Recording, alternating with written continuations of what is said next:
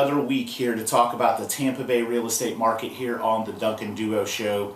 Obviously, if you've been paying attention to the news, pretty much everything you're hearing about right now has to do with the coronavirus and the economy and the impact of that. So we want to talk a little bit today about real estate and what is happening in real estate related to the coronavirus. When we aren't on air, make sure to follow us on all of our socials. We are at The Duncan Duo, Twitter, Instagram, Facebook, YouTube, and theduncanduo.com. Starting out of the gate today, though, with Mike Corrigan from Cross Country Mortgage. And Mike, it sounds like the interest rate fluctuation is going to be something that's going to continue. There are a lot of great refinance opportunities. There are a lot of mortgage lenders that aren't prepared for this. There's also a lot of risk with liquidity and financial challenges out there. So I just wanted to give you a few minutes to talk about what's happening in the mortgage market because of what's going on with the coronavirus and how consumers can be best prepared to handle it. Yeah, so there is so much going on nowadays with everything that's happened with the coronavirus and whatnot, and there's so many moving parts, and it's changing almost daily, sometimes multiple times within the same day. So it is right now. It's very interesting, and there's a lot of things going on. But that being said, overall, the interest rate market is still extremely low. They have bounced off their lows at different times because a lot of lenders out there, frankly, the markets haven't been functioning properly on the back end. And so you've seen the Federal Reserve come in and they're buying mortgage-backed securities and they're buying treasuries and they're flooding the market with liquidity, and it becomes a supply and demand thing. And it should have helped. It should have made rates go down. But at the same time, lenders were so busy, and because rates fell so fast, so the Fed was actually trying to help, and unattended consequences happen at times like this. And what they were actually doing in a way is harming, because when rates fall so low, lenders get caught with what they call margin calls. So when we lock in an interest rate, we actually are reserving money at a specific period of time for that. And when rates drop very fast, the lenders or the investors on the back end want to get their money up front, first. So they'll do a margin call. So lots of lenders, investors out there are having to forward over millions and tens of millions of dollars, and it's putting everybody in a liquidity crunch. So because that was happening, they were actually trying to slow it down a little bit, so they were forced to actually rise the interest rates. So sort of a technical question and whatnot that goes into it. The good news is rates are still extremely low, and we anticipate as the market begins to unwind here and as we go through the next weeks and months that rates will stay low and may even trickle a little bit lower. That's going to be there. And what we're recommending to everybody, though, is the last time at the lowest point, it only lasted for about a day and a half or 2 days there where you could lock in before they went back up. And so is get your application in, get everything all set up, so when that time comes, we can take advantage of the opportunity. Yeah, that makes a lot of sense, because ultimately one of the obstacles that people are challenged with right now is related to the timing of the market. There's so much changing every single day, and it's causing emotional concerns for consumers. Consumers are saying, maybe I should wait, maybe I shouldn't do something. And then you throw in all this extra, real estate lingo talk, and it confuses people. But I think the moral of the story is, if you're planning on buying a home in the future, if you're planning on selling a home in the future, it's best to start that process sooner rather than later. Unfortunately, there are a lot of people that still follow the ideology that they're going to go find a house and then they're going to go work on the mortgage. And because of everything that's happening, it's going to make it even more complicated to get an approval. And I'll tell you this, we're still selling homes every single day. We're still having homes get multiple offers. There's homes in certain price ranges that are still selling almost instantly. So while there will be some slowdown, there's still plenty of activity out there. And it's realtors, being smart. We're practicing social distancing. We're washing our hands. We're wearing masks. We're doing virtual appointments. One of the things that we've noticed lately, especially with customers that are selling a home and then also buying, is that customers are wanting to do these virtual type appointments. And so we're jumping on FaceTime, we're jumping on Zoom, we're doing all these virtual type appointments to limit interaction. So we're just adapting and finding new ways to operate. It doesn't mean the real estate market is throttled fortunately, our business is considered an essential business. All real estate activity is, because people have to have a home. People want to move. People are moving here. People want to move out to the suburbs in some instances. So there's definitely still a lot of activity, but I think you just have to be more prepared. The idea that you're going to go out and look at a home first and then go get the mortgage qualification with what's going on right now is just very backward thinking, and it really could cause a lot of problems for you. It could cause you pay more on the rate by not being prepared. It could cause you to miss out on the home that you want. But for buyers, there are some opportunities out there right now. I mean, I went under contract on multiple properties myself this week in our instant cash program, where people needed to sell. They had legitimate reasons, still a lot of activity happening. It's just we're all evolving and learning new ways to operate, similar to how we're doing the show today. If you watch our videos online, or if you hear us right now, we're not in the studio. We're recording it from a remote location, and we're videoing it, and we're keeping our distance from each other. But the reality is that it's evolved. A new way of operating the real estate business is evolving, and I think a lot of businesses will be challenged with that.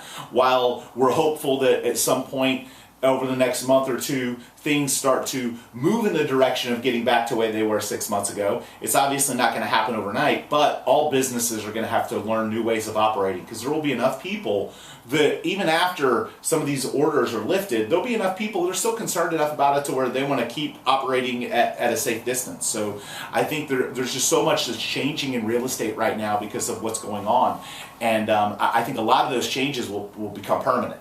More virtual appointments, more appointments through FaceTime, more appointments through video chat, and people not meeting in person and looking at homes. So again, will some people not want to operate that way? Of course, they'll still want to do the in-person thing, but there'll be enough of the population that this is just going to prompt a new way of doing business. And I was really proud of some of the choices we've made in our business that have prepared us for this. One of those choices is that our business is very financially sound.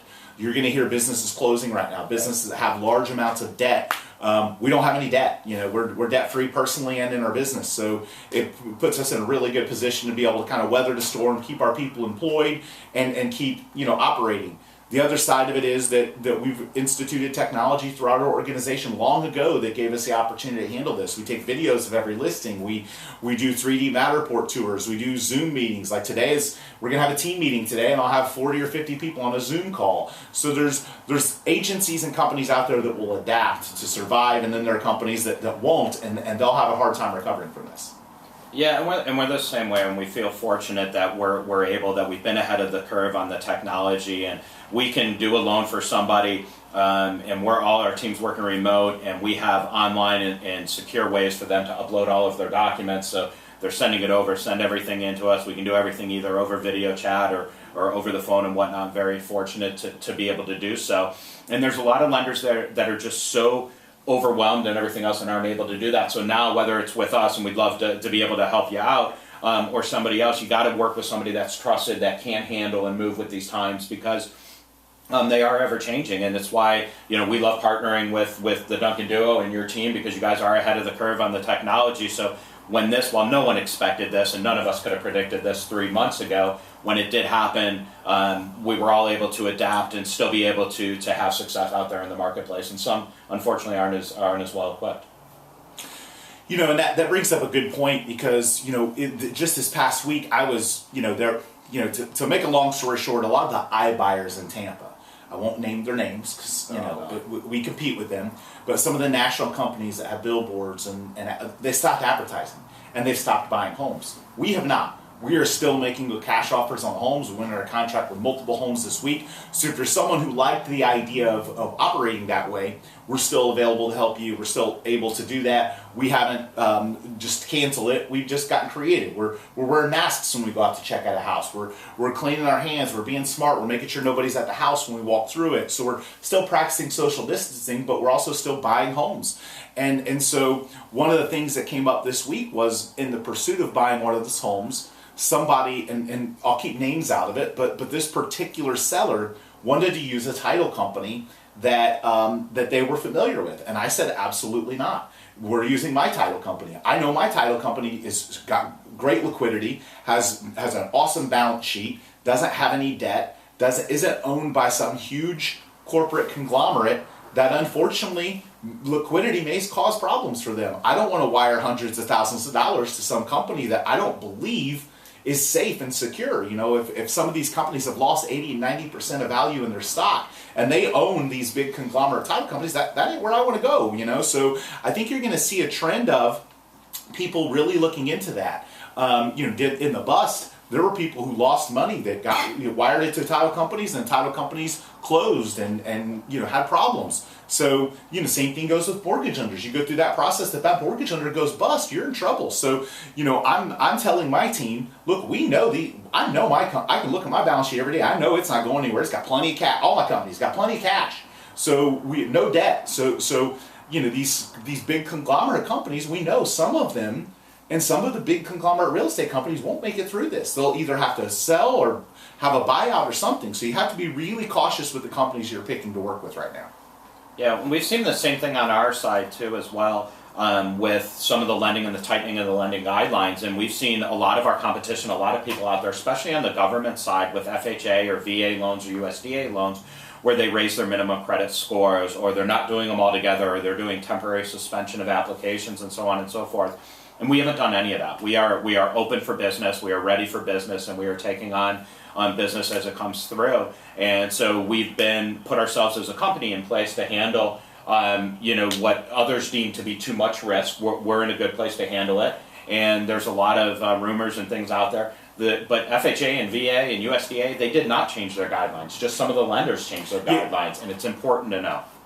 Yeah, that's a really good point, because a lot of those lenders won't necessarily say, oh, we changed our overrides. They're going to say, oh, it's FHA or VA, or they're going to blame it on Fannie or Freddie. But there's a lot of lenders out there making adjustments because they're putting overlays. And an overlay is basically a lender, for their own risk, deciding to require more than what FHA, VA, or conventional may require to get a loan closed. So those overlays are certainly out there right now, and I think people are misunderstanding them and thinking they can't get a loan because one person gives them that opinion, and it's not an accurate opinion. So we're going to continue this conversation. We're going to talk next with Robert Johnson, president of the Duncan Duo team.